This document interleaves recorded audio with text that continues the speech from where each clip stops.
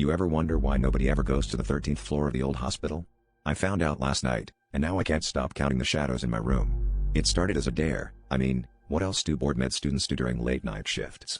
The elevator panel didn't even have a button for 13, but Mike, the janitor, showed me the trick. Hold down 2 buttons at once, and the numbers would flicker, then stop on 13.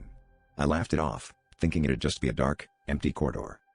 But when the door slid open, the hallway was perfectly lit, even though the hospital's power had been flickering all day. The walls were lined with old patient charts, their papers curling with age. I walked past rooms filled with neat beds, each one occupied by a shape under the sheets, too still, too silent.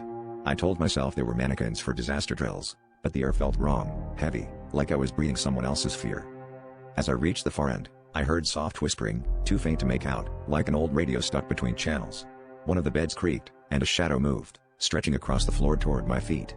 I froze, watching as more shadows slid from under the doors and beds, pulling around me, shapes that didn't match the light or any person. I bolted for the elevator, but the doors wouldn't close. The shadows pressed in, cold and silent, until the lights flickered and the elevator finally lurched to life. I made it out, but now, every night, the shadows in my room don't match my furniture. They gather at the corners, and every time I count them, there's one more than before.